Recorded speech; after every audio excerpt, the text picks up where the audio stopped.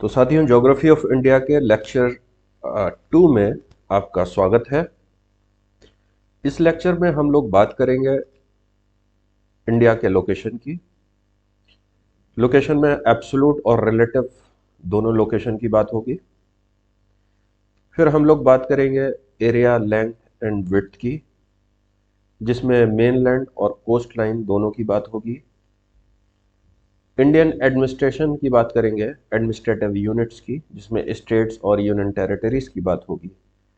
और फिर जो एरिया एंड एक्सटेंट है, जो यूनिक लोकेशन है इंडिया की, उसका क्या इम्पैक्ट है। इम्पैक्ट क्लाइमेट डाइवर्सिटी पर, लेंथ एंड डे पर, day and night and time lines पर। तो चलिए दोस्तों, बात करते हैं आप वन बाय वन लोकेशन की। साथियों, लोकेशन किसी भी जगह की दो तरह से बताई जा सकती है। एक तो एब्सोल्यूट लोकेशन।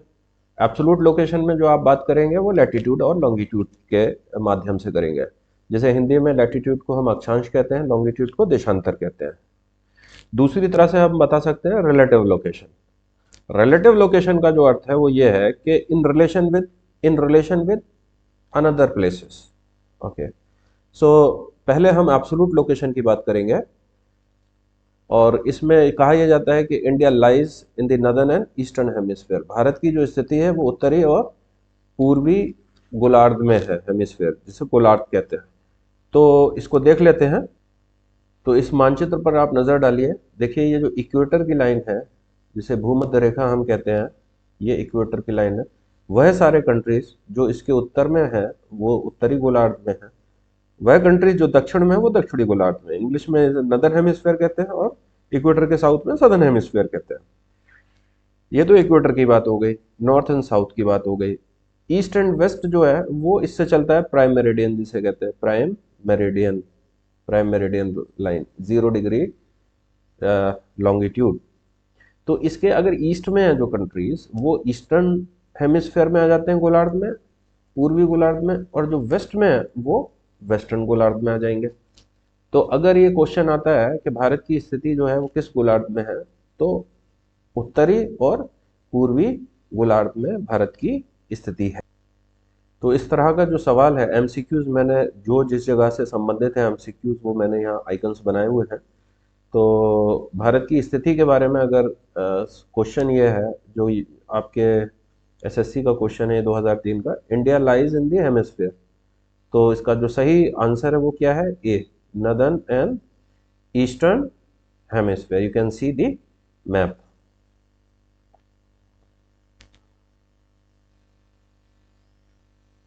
साथियों, भारत के संबंध में आपको ये बात बहुत ज़रूरी है, पता होना चाहिए कि जो एक्सट्रीम पॉइंट्स हैं उनका लैटिट्यूड एंड लॉन्गिट्यूड क्या है। तो ये यहाँ पर लैटिट्यूड एंड लॉन्गिट्यूड दिया हुआ है। इसको मानचित्र पर देखते हैं बच्चों। अगर क्वेश्चन ये आता है कि भारतीय मेन लैंड का जो है वो एक्सटेंट बताइए आप, तो मेन लैंड जो है भारत की, वो ये हम मेन लैंड की बात करेंगे। अगर आइसलैंड को मिलाकर है, पूरे भारत का अगर आता है, मेनलैंड का जिक्र नहीं है, तब आप यहाँ से स्टार्ट करेंगे, निकोबार के साउथ से। तो देख लेते हैं कि पहले अगर हम मेनलैंड की बात करें, 8 degree 4 minute to 37 degree 6 minute north. South mainland 8 degree 4 minutes north here. और अगर आइलैंड्स को भी मिला देंगे आप तो 645। तो यहाँ जो डिफरेंस है वो लगभग 2 डिग्री लैटिट्यूड का हो जाता है। आइलैंड्स को मिलाकर 645 और mainland 8 degree 4 minute. East and west अगर देखते हैं हम, वेस्ट साइड में जो लॉन्गिट्यूड है 68 degree 7 minutes, here 97 25 minutes, here Gujarat, here Arunachal Pradesh, here Tamil Nadu. अब नॉर्थ में जरा डिटेल में बात कर लेते हैं हम लोग।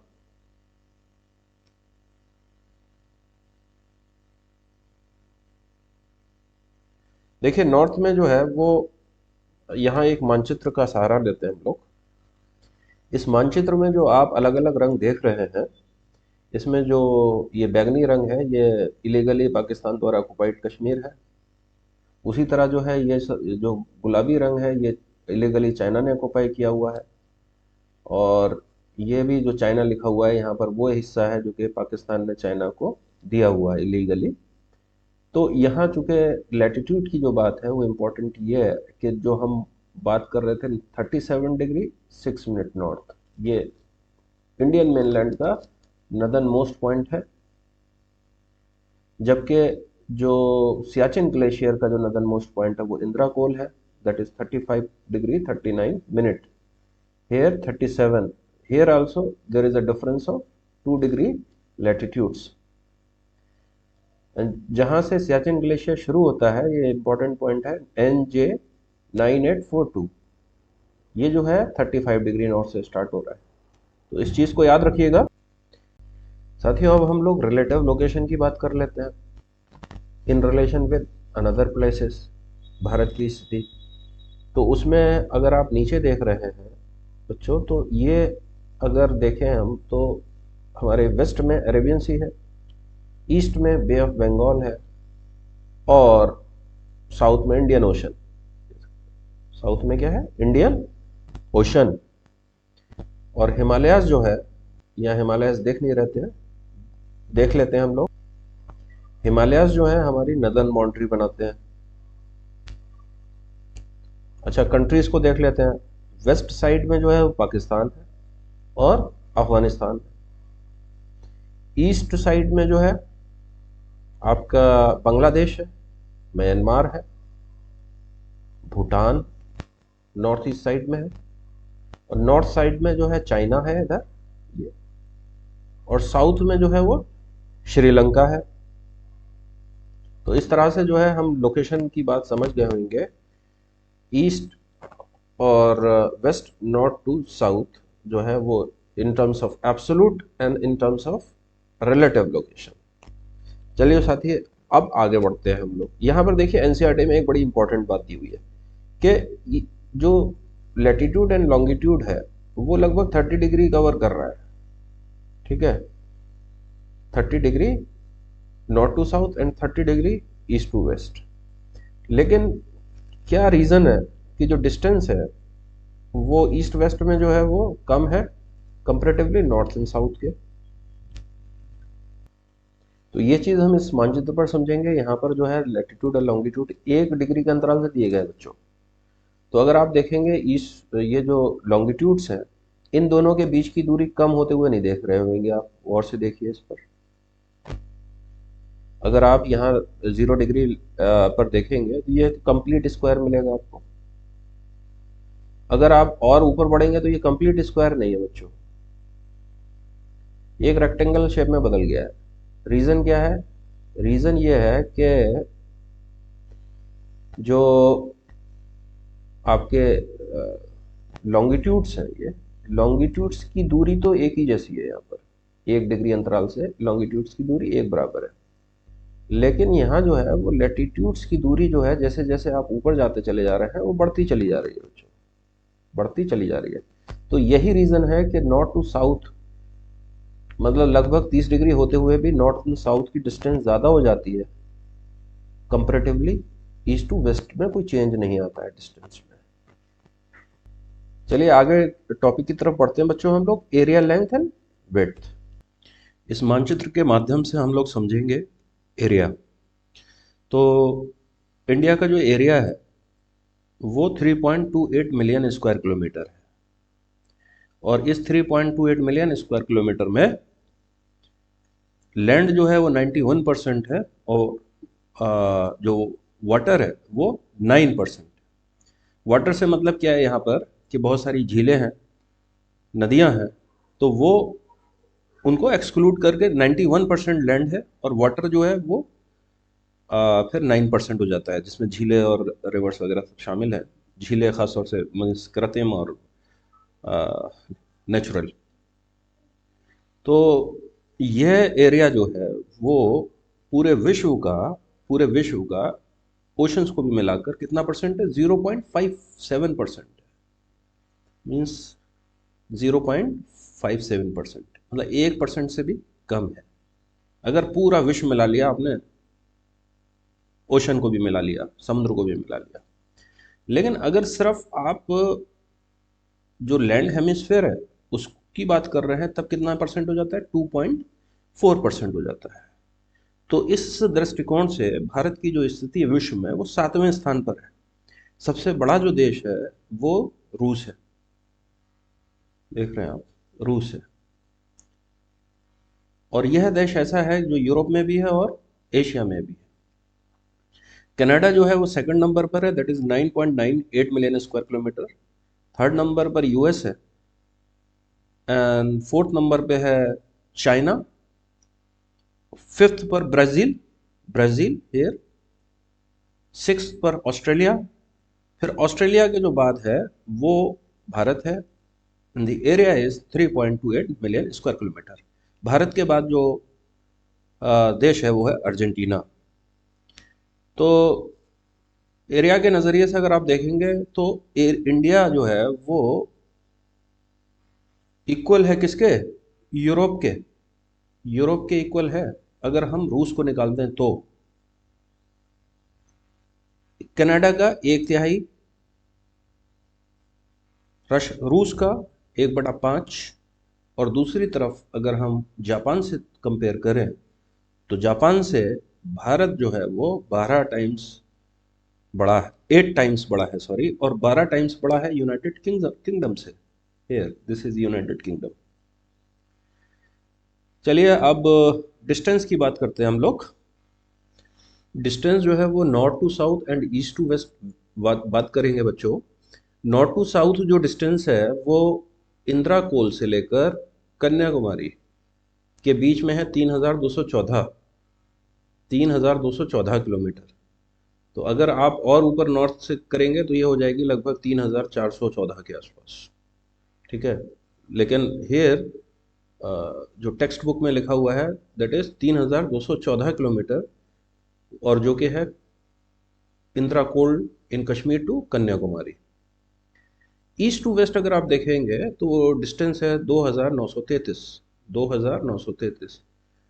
जो पिछले पॉइंट में 1 डिग्री लैटिट्यूड लॉन्गिट्यूड पर जो मैंने आपको मानचित्र दिखाया था उसमें यही चीज़ क्लियर की थी। देखिए यहाँ पर नॉर्थ टू साउथ जो डिस्टेंस है वो अधिक है, 3,214, और जबकि लैटिट्यूड लॉन्गिट्यूड, तो उससे आप रिलेट कर सकते हैं इस चीज़ को। चलिए अब लैंड बाउंड्री की बात करते हैं। जो इंडिया का लैंड बाउंड्री है वो है 15,200 किलोमीटर। लैंड बाउंड्री जो वेस्टर्न मोस्ट पॉइंट है to up to may be here here this is 15,200 kilometre. ये देख भी सकते हैं आप, जो कि अलग अलग रंगों से दिखाई गई है, और चूंकि ये जो कलर है वो पाकिस्तान के साथ है, हल्का सा छोटा ग्रीन कलर अफगानिस्तान के साथ है, रेड कलर चाइना के साथ है। इसकी हम डिटेल में बात करेंगे जब पड़ोसी देशों के बारे में बात होगी। तो ये जो डिस्टेंस है वो है 15,200 किलोमीटर। अब कोस्ट लाइन की बात करते हैं। कोस्ट लाइन अगर हम अंडमान निकोबार आइलैंड्स को माइनस कर दें तब डिस्टेंस है 5,422.6 किलोमीटर। और जो आपके आइसलैंड की जो डिस्टेंस है यहाँ पर इस कोस्ट की, आइसलैंड्स की, वो है आपके 2,094 किलोमीटर।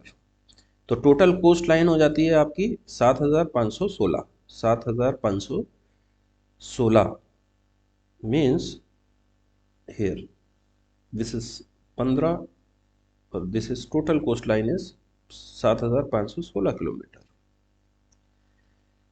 तो इस चीज़ को मैं पहले एक्सप्लेन कर ही चुका हूँ कि why the distance is more in north to south than east to west. तो इससे संबंधित कुछ MCQs हैं वो देख लेते हैं हम लोग। ये SBI का एक सवाल था 2013 में, the length of India's coast line is about, then इसका जो आंसर है वो 500 किलोमीटर है। यहाँ पर इन्होंने मेनलैंड और आइलैंड टेरिटरी को मिलाकर जो है वो 7,500 किलोमीटर दिया हुआ है। दूसरी तरफ अगर सवाल ये आता है कि इंडियन मेनलैंड में किस राज्य की सबसे बड़ी कोस्ट लाइन है मेनलैंड में, तो इसका जो उत्तर होगा, ये जो है रेलवे का सवाल है, 2009 में पूछा गया है। तो गुजरात जो है वो सबसे लंबी कोस्ट लाइन है गुजरात के पास। और अगर उसमें अंडमान निकोबार भी दिया होता है ऑप्शन, तो अंडमान निकोबार सही आंसर होता बच्चों, क्योंकि इसमें जो है वो अंडमान निकोबार जो है नहीं दिया हुआ है। अगर ऑप्शन अंडमान निकोबार होता तो सही आंसर अंडमान निकोबार, बिकॉज अंडमान निकोबार की जो कोस्ट लाइन है वो गुजरात से भी अधिक है। तो जो भारत का एरिया है, कुल एरिया, इसकी कुछ राजनीतिक इकाइयाँ भी समझ लेते हैं। और जब रैंकिंग की बात करेंगे तो उसकी डिटेल में बात होगी, लेकिन यहाँ सिर्फ ये बात करते हैं कि अभी जो है वो 28 स्टेट्स हैं और 8 यूनियन टेरिटरीज।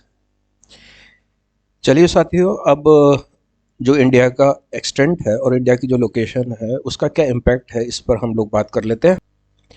तो बच्चों, जो सबसे बड़ा इम्पैक्ट है इंडिया के एक्सटेंट एंड लोकेशन का, वो है क्लाइमेट पर। और क्लाइमेट को समझने के लिए एक लाइन है जिसका नाम है ट्रॉपिक ऑफ कैंसर, जिसे कर्क रेखा भी कहते हैं, और ये 23.5 डिग्री उत्तर में है। इस रेखा को हम लोग देखते हैं तो जो अक्षांशों का विस्तार है, आप समझ सकते हैं, या 0 डिग्री जो इक्वेटर है और 90 डिग्री पोल है, और इंडिया जो है वो लगभग 30 डिग्री लैटिट्यूड्स कवर कर रहा है। तो ये 30 डिग्री लैटिट्यूड्स का कवर करना मतलब ये है कि 1/3 इक्वेटर से लेकर पोल तक के बीच में इंडिया कवर कर रहा है। सामान्य तौर पर ये कहा जाता है कि इक्वेटर से जैसे जैसे आप उत्तर की तरफ बढ़ते हैं ठंड बढ़ती, समझ रहे। तो अब आप ये अंदाज़ा लगाइए इस चीज़ का, जो ट्रॉपिक ऑफ कैंसर है वो बीचों बीच में है। और इस ट्रॉपिक ऑफ कैंसर को अब जूम इन करके हम लोग देखते हैं तो ये लाइन जो है ट्रॉपिक ऑफ कैंसर 8 राज्यों से कवर हो रही है।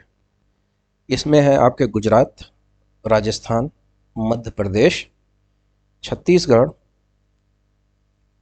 झारखंड, वेस्ट बंगाल, और इधर जो हैं आपके दो राज्य हैं, एक त्रिपुरा और मिज़ोरम।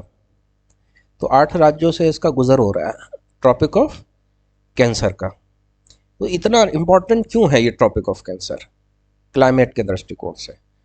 ये इसलिए इम्पोर्टेंट है कि ट्रॉपिक ऑफ कैंसर के नीचे जो है दक्षिणी भाग में, साधारण शब्दों में कहूँ तो यहाँ गर्मी ही गर्मी होती है बच्चों, जबकि ट्रॉपिक ऑफ कैंसर के ऊपर जो है वो गर्मी भी होती है और ठंड भी होती है। ये सीज़न टू सीज़न वेरी करता है। यह वो लाइन है जहाँ सूर्य जो है वो उत्तरायण मीन्स नदन की तरफ बढ़ता है और मैक्सिमम 21 जून पर यहाँ ट्रॉपिक ऑफ कैंसर पर रहता है, 21 जून को। फिर उसके बाद ये नीचे की तरफ शिफ्ट होना स्टार्ट कर देता है। तो ये वो लाइन है जहाँ पर सूर्य जो है वो मैक्सिमम रहता है 21 जून को। तो ये जो है वो कि ट्रॉपिक ऑफ कैंसर के नीचे जो राज्य हैं, जो जगह है, जो एरिया है, वह है ट्रॉपिकल क्लाइमेट। ट्रॉपिकल क्लाइमेट उष्ण कटिबंधीय जलवायु। और कर्क रेखा के ऊपर जो है वो है सब ट्रॉपिकल क्लाइमेट, उपोष्ण कटिबंधीय। तो ट्रॉपिकल और सब ट्रॉपिकल में जो बेसिक डिफरेंस हो जाता है वो ये कि नीचे जो ट्रॉपिकल क्लाइमेट है यहाँ गर्मी ही गर्मी रहती है। एक तो सनरेज डायरेक्ट पड़ रही है 12 महीने, दूसरा इधर और उधर दोनों ओशंस हैं, तो इनका जो है वोपरेशन है वो भी गर्म रखता है इस एरिया को। जबकि दूसरी तरफ जब सनरेज डायरेक्ट पड़ती है ट्रॉपिक ऑफ कैंसर पर तो यहाँ गर्मी हो जाती है। लेकिन जो वर्ष के 6 महीने हैं, जब सूर्य नीचे की तरफ चला जाता है ट्रॉपिक ऑफ कैप्रिकॉर्न की तरफ, तब यहाँ पर ठंड हो जाती है। जैसे अपने यहाँ जनवरी है, दिसंबर जनवरी। ओके, तो ये डिफरेंस है और ये इम्पोर्टेंस है इसकी, किसकी? ट्रॉपिक ऑफ कैंसर की।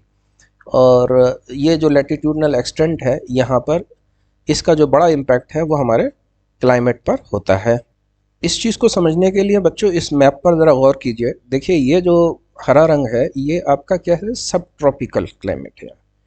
ह्यूमिड सब ट्रॉपिकल। और दूसरी तरफ अगर साउथ में देखेंगे तो ये है ट्रॉपिकल ड्राई क्लाइमेट, ये है tropical wet climate. So basic major differences in between these two places north and south is tropical and subtropical।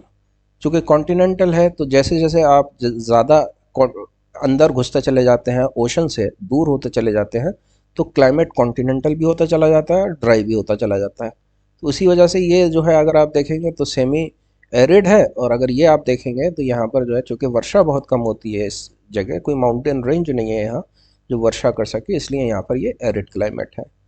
तो ये जो है ट्रॉपिक ऑफ कैंसर और लेटिट्यूडनल जो एक्सटेंट है और डिस्टेंस फ्रॉम द सी है और माउंटेन्स हैं, ये सब, जिसमें एक मेजर फैक्टर ये है कि लेटिट्यूडनल एक्सटेंट, लेटिट्यूड की क्या स्थिति है, तो ये जो है वो क्लाइमेट पर भारी प्रभाव डालती है। दूसरा बड़ा प्रभाव बच्चों जो है वो है length of day and night पर। ये कैसे है कि अब जो कि देखिए सूर्य जो है वो आपके इक्वेटर पर है, इक्वेटर पर, इक्वेटर से ट्रॉपिक ऑफ कैंसर पे जा रहा है और इक्वेटर से ट्रॉपिक ऑफ कैप्रिकॉर्न पे जा रहा है। तो इसलिए यहाँ जो सनरेज हैं वो ज़्यादा मिलेंगी आपको, ख़ासतौर से तमिलनाडु और केरला में। तो यहाँ केरला तमिलनाडु में डे एंड नाइट की अवधि में ज़्यादा डिफरेंस नहीं होता है बच्चों, हार्डली कितना 45 मिनट का डिफरेंस होता है। जितने टाइम की रात होती है उतने ही टाइम का दिन होता है। लेकिन अगर दूसरी तरफ आप लद्दाख की तरफ देखेंगे तो यहाँ पर जो डिफरेंस आ जाता है वो 5-5 घंटे का आ जाता है। जैसे आप उत्तर प्रदेश के इधर इस एरिया में उत्तराखंड में देख लीजिए, डिफरेंस 3, साढ़े 3, 4 घंटे का आपको मिलेगा। तो length of day and night जो है वो भी किसकी जो लैटिट्यूड है उसके माध्यम से हम लोग समझ सकते हैं। लैटिट्यूड का ही प्रभाव है कि जो एरियाज इक्वेटर के नज़दीक हैं वहाँ दिन और रात की अवधि में कोई विशेष अंतर नहीं मिलता है, जबकि जैसे जैसे हम इक्वेटर से दूर होते चले जाते हैं दिन और रात की अवधि में हमें अंतर बढ़ता हुआ नज़र आता है। एक तीसरा जो हम समझ सकते हैं, अभी तो चूँकि हम लैटिट्यूड्स की बात कर रहे थे, नॉर्थ एंड साउथ की बात कर रहे थे, अब हम लॉन्गिट्यूड की बात कर रहे हैं, देशांतर की बात कर रहे हैं। देशांतर का क्या प्रभाव है भाई? देशांतर भी जो है हमारा कितना लगभग 30 डिग्री कवर कर रहा है देशांतर, जिसे लॉन्गिट्यूड्स कहते हैं। अब अर्थ जो है वो 24 घंटे में एक चक्कर लगा रही है, 24 घंटे में एक चक्कर लगा रही है बच्चों, और टोटल जो है चक्कर लगाने उसे 360 डिग्री 24 घंटे में। तो अब अगर आप 360 बाई 24 करेंगे तो 15 डिग्री में एक घंटे का अंतर आ ही जाता है। तो समझने वाली बात यह है कि 30 डिग्री का डिफरेंस है, तो 30 डिग्री में 2 घंटे का डिफरेंस हो जाएगा। तो जिस तरह से जो लॉन्गिट्यूड एक्सटेंट है इंडिया का वो 30 डिग्री है, तो इस वजह से जो है वो 2 घंटे का अंतर होता है। मतलब सूरज जो है वो सबसे पहले ईस्ट में चमकता है, सनराइज फ्रॉम द ईस्ट। यहाँ सनराइज हो गया अरुणाचल प्रदेश में, और जब सनराइज इधर होगा आपके गुजरात में द्वारका में, तो यहाँ और अरुणाचल प्रदेश में जो डिफरेंस होगा सनराइज का वो लगभग 2 घंटे का डिफरेंस होगा बच्चों। तो ये जो 2 घंटे का डिफरेंस है, आपका ये समझिए कि अगर आपने ये जो घड़ियाँ हैं सनराइज़ और सनराइज़ से ही अगर चलती हैं, तब बहुत सारी घड़ियाँ हमें अलग अलग टाइम सेट करना पड़ता है। इसलिए हमने क्या किया है कि एक जो है वो इंडियन स्टैंडर्ड मेरिडियन मान लिया है कि भाई ये मेरिडियन है हमारी, यहाँ से हम अपना पूरे देश का टाइम फिक्स करेंगे। वो कौन सी है? वो है 82 एंड 30 ईस्ट, 82.5 डिग्री ईस्ट। यहाँ से चूँकि बीच में है तो इस वजह से ये पूरे भारत का जो घड़ियाँ हैं वो यहीं से सेट होती हैं, और जो कि आपके मिर्ज़ापुर के पास ही में से निकल कर जाती है ये लाइन। तो इस लाइन को अगर देख लेते हैं, अगर है तो ये है बच्चों इंडियन स्टैंडर्ड मेरिडियन लाइन। यह जो लाइन है वो 5 राज्यों से होकर गुजर रही है आपका। इसमें जो है वो उत्तर प्रदेश है, मध्य प्रदेश है, छत्तीसगढ़ है, उड़ीसा है और आंध्र प्रदेश है। अब इससे संबंधित बच्चों हम बड़े इम्पोर्टेंट एमसीक्यूज़ हैं वो करते हैं इन सारी चीज़ों से रिलेटेड, जिसमें डायरेक्शन बेस्ड एमसीक्यूज़ भी है लैटिट्यूड बेस्ड हैं और आपके टाइम बेस्ड भी हैं। इन एमसीक्यूज़ को आप बहुत गौर से सुनिएगा, इसकी कुछ ऐसी ट्रिक्स हैं जो आप देख लेंगे तो कभी ना भूलेंगे और जिनको करने में बड़ा आसान हो जाएगा आपको बच्चों। तो बच्चों स्टैंडर्ड मेरिडियन से संबंधित एक सवाल है, देखिए कितना अच्छा सवाल है, सीडीएस में पूछा गया 2000 में कि Indian standard meridian passes through the states of UP, Madhya Pradesh and Andhra Pradesh and Karnataka, Andhra Pradesh and Tamil Nadu, Karnataka and Tamil Nadu and Orissa and Andhra Pradesh. तो इसका सही आंसर जो है वो क्या है, डी, उड़ीसा एंड आंध्र प्रदेश। कर्नाटका से नहीं पास होती है, तमिलनाडु से पास नहीं होती, कर्नाटका से पास नहीं होती। तो इस तरह से दो तीन अगर मतलब दो उसने बता दिए यूपी एमपी, बाकी आपको बताने हैं। तो इसका सही आंसर जो है वो डी है। देख भी सकते हैं आप आईएसटी कहाँ से पास हो रही है। अब साथियों हम एक ऐसे एमसीक्यूज़ की तरफ बढ़ रहे हैं जो बड़ा इंपॉर्टेंट एमसीक्यूज़ है, ठीक है। और ये एमसीक्यूज़ जो है यूपीएससी का क्वेश्चन 1999 का है, बड़ा इंपॉर्टेंट है। वो ये है कि ये कह रहा है कि अगर आईएसटी जो है, आईएसटी लाइन वहाँ 10 बजे हुए हैं तो लोकल टाइम शिलोंग में क्या होगा। इस क्वेश्चन पे गौर कीजिए कि अगर ये क्वेश्चन जो है वो किसी भी तरह पूछ सकता है कि आईएसटी अगर 11 बजे हैं तो जयपुर का टाइम क्या होगा, जोधपुर का क्या होगा। इस तरह के क्वेश्चन में एक चीज़ बड़ी इंपॉर्टेंट होगी, वो ये है कि सिर्फ वो शहर का नाम नहीं देगा आपको, बल्कि शहर का लॉन्गिट्यूड भी देगा। क्योंकि कोई भी क्वेश्चन जो है, कोई भी एग्ज़ाम यूपीएससी जो है वो ये एक्सपेक्ट नहीं करेगी कि स्टूडेंट को जो है किसी भी शहर का लॉन्गिट्यूड भी पता होगा। तो वो शहर के साथ साथ क्या देंगे, लॉन्गिट्यूड भी देंगे। और जैसे ही आपको लॉन्गिट्यूड पता चल जाएगा, ये क्वेश्चन आपके लिए बड़ा आसान हो जाएगा। बस एक ट्रिक है, ये समझिएगा आप। तो क्या है क्वेश्चन कि अगर यहाँ पर जो है वो 10 बजे है आईएसटी पर, तो लोकल टाइम क्या होगा शिलोंग का, जो कि 92 है, क्या होगा। तो इसका जो सबसे जो थंब रूल है वो ये है कि भाई टाइम जो है आईएसटी से आप अगर पूरब की तरफ बढ़ रहे हैं, पूरब की तरफ, तो टाइम बढ़ेगा, और अगर पश्चिम की तरफ जा रहे हैं तो टाइम घटेगा। वजह क्या है, क्योंकि सूरज जो है वो पहले चमक चुका है, कहाँ, ईस्ट में। तो ईस्ट साइड में क्या होगा, टाइम बढ़ेगा, और इधर जो है टाइम घटेगा। अब आप देख लीजिए क्या कह रहे हैं ये, अगर 10 बजे हैं यहाँ पर, 10 बजे हैं तो लोकल टाइम कितना होगा। अब कैलकुलेशन कर लीजिए, कैलकुलेशन क्या होगी कि जो डिफरेंस है वो कितने का है यहाँ पर। भाई ये तो पता ही होना चाहिए आपको, 82.5 है आईएसटी और ये है 92। तो 92 और 82.5 का डिफरेंस देख लीजिए कितना है। तो डिफरेंस जो है वो कितना हो गया, 9.5 डिग्री हो गया। इधर आपने ये कैलकुलेट कर दिया कि 1 डिग्री में जो है वो 4 मिनट होते हैं। आप कैलकुलेट कर सकते हैं इसको, क्योंकि 15 डिग्री में जो है वो 1 घंटा होता है, तो 1 डिग्री में 4 मिनट होंगे। ये आप कैलकुलेट कर लीजिएगा इसको। अब फिर जो है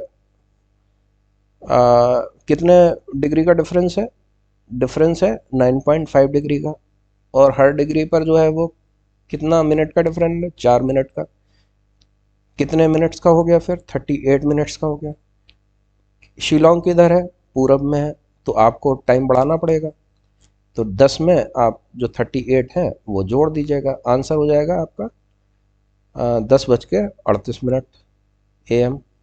तो 10:38, ये इसका सही आंसर हो गया, ठीक है ना। तो उसी को एक्सप्लेन करने के लिए अगर इन केस, अगर मान लीजिए शिलोंग की जगह जोधपुर वो पूछ रहा है आपसे, जोधपुर पूछ रहा है, तो जोधपुर का जो लॉन्गिट्यूड है वो कितना है, वो 73 है। तो यहाँ क्या करेंगे आप कि वही चीज़ जो डिफरेंस निकाल लेंगे। यहाँ पर जो है डिफरेंस कितना होगा, तो ये डिफरेंस जो है वो कितना होगा आपका, 9.5 डिग्री का ही आएगा, क्योंकि जोधपुर जो है वो 73 डिग्री पर है। अब 82.5 माइनस 73, डिफरेंस आया 9.5। तो जोधपुर का कितना होता, अगर ये सवाल जो है जहाँ शिलोंग का था, अगर ये जोधपुर का होता है तो टाइम जो है आप उसमें क्या करते हैं, माइनस करते हैं। तो 10 में से 38 मिनट आप घटाते हैं, और 10 में से 38 मिनट घटाकर जो टाइम होता है वो आपका आंसर बन गया होता। ठीक है, अब इस चीज़ को आप लिखिए कितना कमेंट बॉक्स में कि जोधपुर का जो है वो टाइम कितना होता। तो ये क्वेश्चन जो थे वो बेस्ड थे टाइम से रिलेटेड। अब चूंकि डायरेक्शन बेस्ड बात कर लेते हैं, ये भी बड़े इंपॉर्टेंट सवाल है। डायरेक्शन बेस्ड क्या होता है? डायरेक्शन बेस्ड एमसीक्यूज, ठीक है ना, इस चीज़ को बड़े इंपॉर्टेंट चीज़ें हैं ये, चूंकि इस तरह के क्वेश्चन आते हैं इस पार्ट से। डायरेक्शन बेस्ड में क्या है, ये क्वेश्चन जो है आपका ये भी यूपीएससी का ही क्वेश्चन है 2007 का। Which one among the following major Indian cities is most eastward located. बहुत ही आसान क्वेश्चन नहीं है ये, लेकिन जब पूछा है तब आप इसका जवाब समझिए क्या है। हैदराबाद है, भोपाल है, लखनऊ है, या बेंगलुरु है। कौन सा ईस्ट वर्ड है? सबसे ज़्यादा ईस्ट वर्ड। तो यहाँ पर जो है ये 1 डिग्री लॉन्गिट्यूड मैं बना दिया ताकि आसानी से क्लियर हो जाए आपको।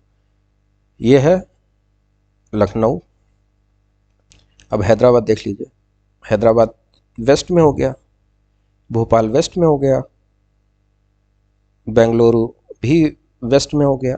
तो सबसे ज़्यादा ईस्ट वर्ड कौन है? लखनऊ। तो सही आंसर हो गया आपका C, Lucknow is the city most east in the list. Fine. तो इस तरह की चीज़ें जो है आप पर मैप पर बड़ा टकटकी बनाकर देखिए हर शहर को, और मैप जो है बच्चों आपके दिमाग में होना चाहिए। अच्छा, कुछ क्वेश्चन ऐसे जैसे लेटीट्यूड बेस्ड बहुत ही, मतलब ये है कि कुछ बच्चे ऐसा होते हैं ना कि वो क्वेश्चन को, ये ऐसे नहीं कि है हमने पढ़ा ही नहीं था, ये कुछ बच्चे ऐसे होते हैं जो अपना आईक्यू इस्तेमाल करते हैं कि बिना पढ़े भी जो है वो समझेंगे यार ये कोई आसान क्वेश्चन नहीं होगा, इसमें कहीं ना कहीं छिपी हुई बात है। तो उस क्वेश्चन की तरफ हम लोग पढ़ रहे हैं बच्चों। ये क्वेश्चन है जो सिक्किम पर आया था यहाँ पर। अब आप देख लीजिए सिक्किम वाला क्वेश्चन, ये है वो सिक्किम का क्वेश्चन, 2010 में पूछा गया है बच्चों कि the latitude that pass through Sikkim also pass through. Very very typical question. And this question, जो जिस क्वेश्चन बनाने वाले की मैं तारीफ करूंगा बच्चों, यहाँ पर बहुत ही अच्छा एंड ब्रिलियंट क्वेश्चन बनाया गया है ये।